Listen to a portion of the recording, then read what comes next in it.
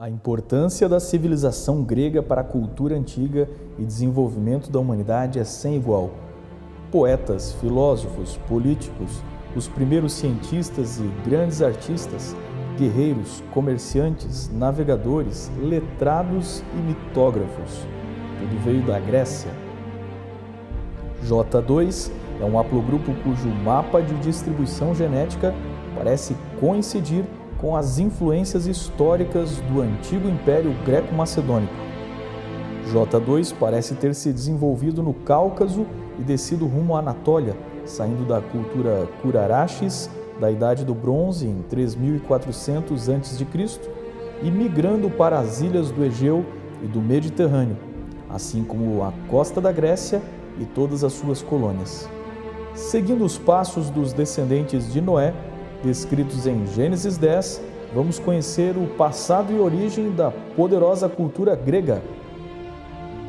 Mas antes, não esqueça de compartilhar este vídeo e deixar sua curtida, que pode ajudar em muito o nosso canal. Inscreva-se agora e prepare-se para receber os novos episódios acionando o sino de notificações. Ancestrais é uma série e para compreendê-la melhor você precisa assistir os episódios anteriores nas descrições deste vídeo, onde você também encontra a bibliografia.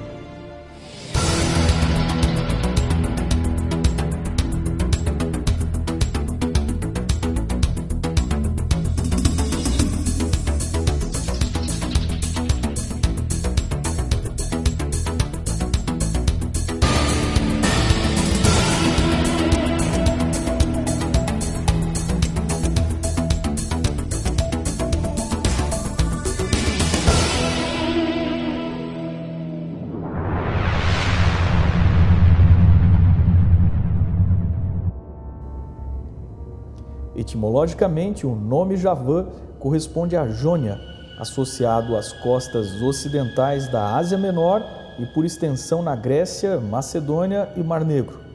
Isaías, capítulo 66, verso 19, coloca os gregos junto com Tarsis, Lude, Puti e Tubal, as nações distantes às quais seriam enviados missionários. Daniel 8, capítulo 10 e também o capítulo 11, identificam Javã como o bode símbolo do rei de Javã, relacionado ao Império Greco-Macedônico de Alexandre o Grande. Javã é um nome reconhecido para gregos em todo o mundo oriental. Os assírios de Sargão II os chamaram de Yamanu, os persas de Iaúna, e o próprio Homero se referiu em sua Ilíada por Iavones como progenitor dos Iônios. Por fim, os hebreus sempre se referiram aos gregos por Jevanim. De acordo com o manuscrito grego conhecido como Catálogo de Mulheres, um poema atribuído a Hesíodo entre 750 e 650 a.C., os sobreviventes de um dilúvio, chamados Deucalião e Pirra, tiveram 3 filhas, sendo elas Tínia, mãe de Mênes e Macedon, este pai dos macedônios, Protogênia, a mãe de Aétilios, e a segunda Pandora, cujo filho era Graecus, que colonizou a Itália, de onde os latinos tiraram o nome grego. Também descendente de Deucalião, Heleno é considerado o pai dos gregos através de seus 4 filhos, Chuto, Ion, Doro e Eolo. De forma semelhante, a Bíblia em Gênesis 10 defende que Javã foi pai de 4 tribos que formariam os gregos, sendo seus filhos Elissá, Tarsis, Quitim e Dodanim. Javã seria descendente de Jafé, filho de Noé. Já no mito grego, Jafé parece um nome preservado no nome do titã Japeto, que, casado com a titânida Ásia, foi pai de Prometeu, avô de Deucalião e bisavô de Heleno. Ásia era filha dos titãs Oceano e Tétis. Este nome surgiu como nome do continente, derivado de Heródoto em 440 a.C., que menciona o mundo dividido em 3 partes, chamando essas partes pelo nome de ninfas, como Europa, a princesa fenícia, que foi levada para Creta por Zeus, Ásia, que se casou com Japeto, e Líbia, que é um dos nomes gregos para a África. As esposas dos filhos e netos de Noé podem ter tido seus nomes conservados na mitologia. Os continentes teriam recebido os nomes das deusas ou ninfas, que na verdade seriam mães dos povos destes lugares. Assim, o nome da esposa de Jafé teria sido o equivalente ao nome da esposa de Japeto, ou seja, algo muito parecido com o nome Ásia. Mas os gregos não foram os primeiros a chegar na região do Mar Egeu. A Grécia pré-histórica apresenta a caverna de Francte, uma caverna no Peloponeso, perto de Argos, que mostra um refúgio usado durante a era glacial. Estes habitantes negociaram carne e sementes com os gregos, que chegaram em barcos trazendo agricultura e colonizando a região. Tanto as evidências quanto a tradição grega nos levam a crer que seus ocupantes não eram gregos e mais tarde seriam conhecidos por Pelasgo.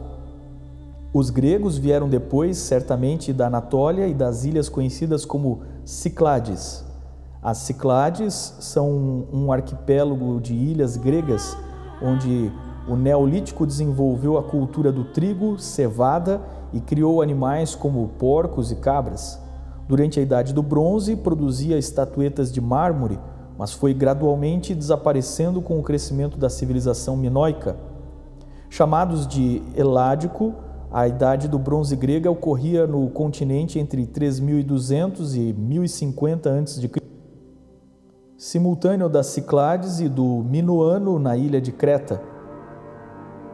O Heládico é marcado pelas primeiras cidades, a saber Tebas, Tirino, Mânica e a seguir a civilização micena. Se entendermos que aquilo que os gregos chamaram de pelasgos foram os povos pré-históricos do Neolítico, então, em nosso estudo dos filhos de Noé, esses agricultores podem ter sido os descendentes de Tubal, que da Anatólia foram para Tesália e colonizaram o Mediterrâneo indo para o oeste. Veja aqui em nosso canal o vídeo Tubal e o povo artesão. Estes povos originais foram invadidos e submetidos pelos futuros gregos. A Bíblia diz que os filhos de Javã repartiram as ilhas. Então, por certo, a invasão grega veio da costa da Turquia, por mar, através das já mencionadas ilhas gregas. Na mitologia, Eolo, o deus dos ventos, ensinou os homens a navegar com velas aproveitando os ventos. Ele moraria em uma ilha. Na verdade, há vários personagens com este nome, inclusive um bisavô de Eolo com o mesmo nome, que seria filho de Heleno, o ancestral dos gregos. O Eolo do mito grego, ou a etnia eólica, pode estar relacionado com Quitim bíblico, pois ambos os nomes encontram-se identificados nas mesmas regiões. Quitim é mencionado como não longe de Tiro e Sidom em Isaías 23, verso 1 e 12. Já em Jeremias 2,10, Quitim designa os gregos em geral.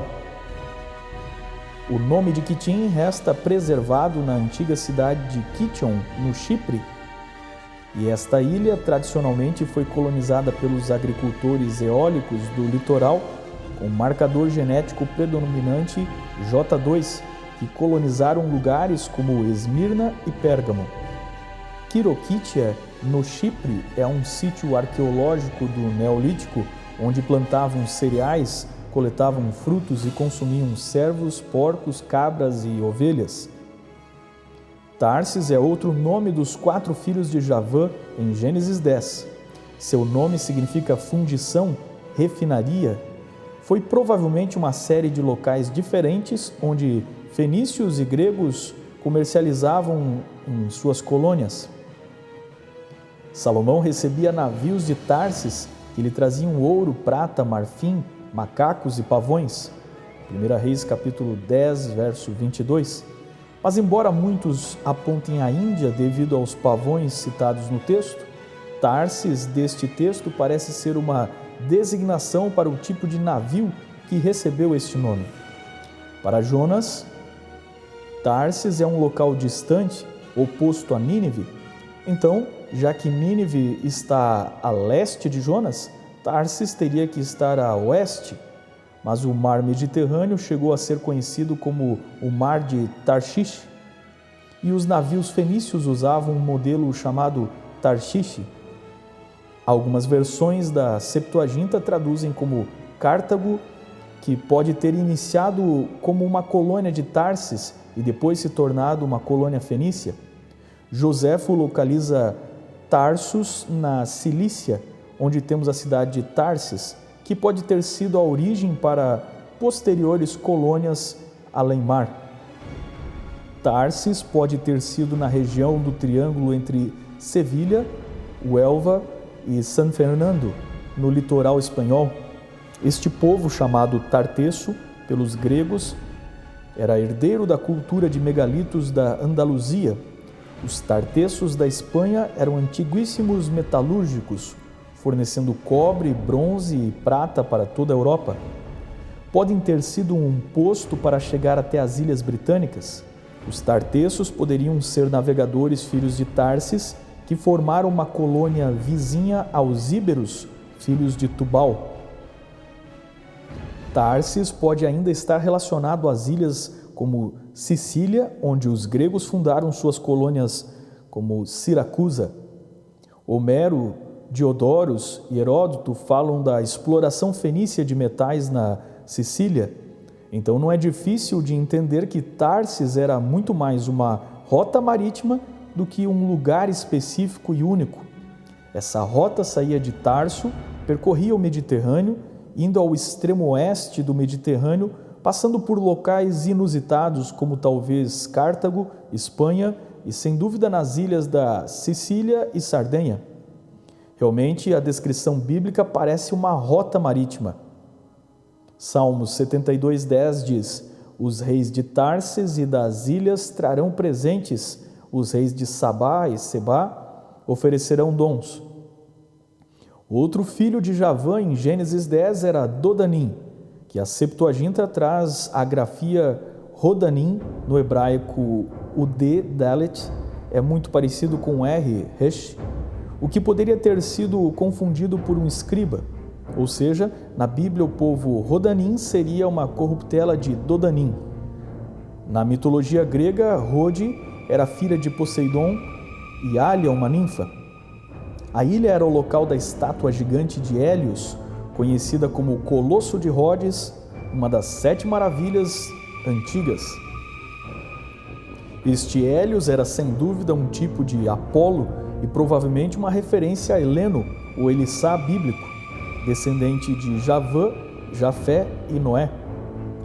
No mito grego, após o dilúvio, o sol Hélios teria se apaixonado por Rode e secado as águas para surgir a ilha. Hélios e Apolo são divindades solares. Dodanim, que é Rhodes, encontra ainda outra semelhança com o mito grego, pois Dodanim se parece com dóricos, etnia grega que também colonizaram Rhodes, com a qual fundaram a Exápode Dórica, confederação de 6 cidades: Halicarnasso, Cos, Cnido, na Anatólia, Lindus, Camiros e Jalisson. Colonizaram a Sicília, na costa da Itália. As Hexápolis cultuavam em especial o deus Apolo. Os dorianos eram mais diversos em suas atividades, mas eram um grupo mais unido que compartilhava um dialeto grego. Segundo Heródoto, os dorianos surgiram no centro, na região Ptínia, perto de Tesália, em Driópia, que se tornou Dóris, tendo os primeiros estados dorianos em Corinto e Lacedaemon, que se tornaria a futura Esparta. Após a Guerra de Troia, os dóricos, por volta de 1150 d.C., invadiram o Peloponeso. Também se acham ligados a Creta, onde, segundo o mito, Tectamo, filho de Doro, se casou com a filha do rei Creteu, com a qual tem um filho chamado Astério, que está conectado ao mito de Zeus e Europa. Creteu também seria o pai de Esão, este pai de Jasão, dos argonautas, cujo filho Tesalo deu o nome a Tesália. Por fim, dos filhos de Javã, temos Elissá, nome que foi preservado de diversas formas, como Campos Elíseos, Hélade, Helenos e outras derivações. Na versão do mito grego, Heleno era filho de Deucalião e teve como filho Chuto, pai de 2 irmãos, Íon, pai dos Jônios, e Aqueu, que receberia dos arqueólogos o nome de civilização micênica. Dos aqueus vieram os reis da dinastia de Perseu e Hércules. Com o fim destas dinastias surge a casa de Pélops da Frígia, que daria origem ao rei Atreu. Fim da pré-história, inicia a história e a era de heróis até o seu declínio durante a Guerra de Troia. O mito de Perseu e Andrômeda, Zeus e Europa, Cádmo, Afrodite e outros explica como gregos estavam intimamente relacionados com outros povos, em especial camitas como os fenícios. Isso explica porque a genética oriental, como o haplogrupo EV13, comum na África e Oriente Médio, aparece na Grécia, Europa, assim como o haplogrupo T, que está presente em populações das civilizações antigas da Babilônia, Grécia e Egito. Essa conexão também explica a relação entre os mitos, que parecem ter características comuns na Grécia e no Oriente. A origem e o mito de Pélops, um rei vindo da Frígia, que deu origem ao nome Peloponeso, na Grécia, explica por que encontramos os haplogrupos R1A e R1b entre os micenos. Também explica de onde vieram as carruagens de guerra e a cultura indo-europeia, além da tecnologia do bronze que permitiram os aqueus dominarem a Grécia. Porém, sabemos que estes infiltrados vindos do Oriente foram absorvidos na cultura grega, pois o idioma micênico era grego. O que é um grego? Um descendente de Javã, misturado com muitos povos, inclusive com os agricultores do Neolítico que os precederam na Grécia. Os gregos sempre disseram que os ciclopes da mitologia os ajudaram a construir as grandes edificações de pedra encontradas em suas civilizações antigas. Talvez os primeiros pelasgos sejam a origem desses mitos dos ciclopes. As evidências mostram que quando Moisés escreveu o livro de Gênesis, o capítulo 10 e 11, usava uma fonte diferente das genealogias gregas, compiladas muitos séculos depois dele, durante a era clássica grega. O fato de usarem fontes diferentes e com discrepâncias mostra que Moisés não copiou dos gregos. Porém, as semelhanças mostram que havia uma tradição comum, conhecida e aceita por estes povos. A tradição sobre um dilúvio e um descendente do casal sobrevivente com 4 filhos que teriam formado os povos gregos.